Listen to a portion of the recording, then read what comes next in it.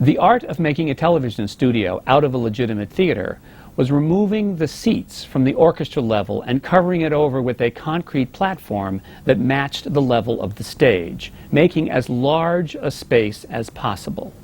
For theater people, this may have looked like a great deal of space, but for a live television musical with 56 cast members, 33 orchestra members, and 80 in the crew, in addition to a story that takes place in many different locations, made the production of Cinderella seem not unlike a Marx Brothers movie.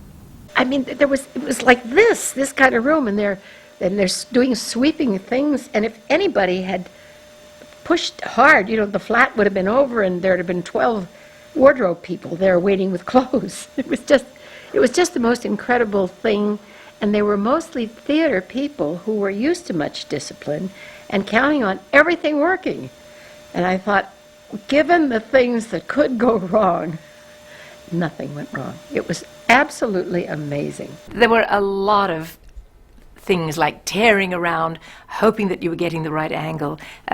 You know, in the theater, you've had tons and tons and tons of time to work it out. You've been out of town.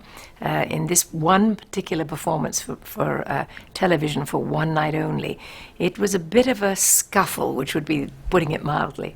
And when they finally showed me where we were going to do this, I think it was called, I don't remember the name of the theater, but it was a legit theater.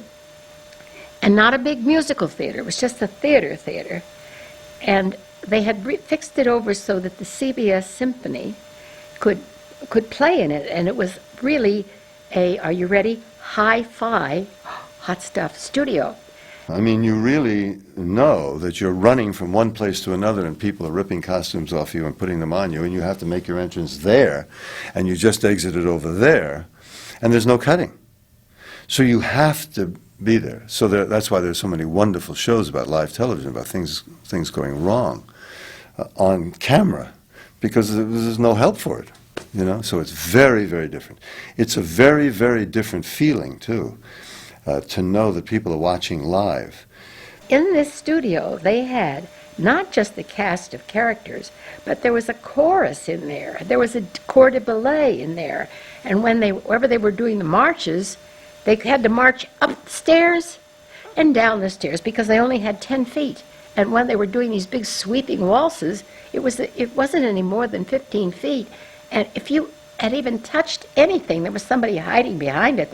Nothing could fall over. No matter what you thought, each time the pressure was tremendous because it was only that time, and you couldn't go back and say, oh, I missed a lyric, oh, I missed a word. You had to do it. That was it.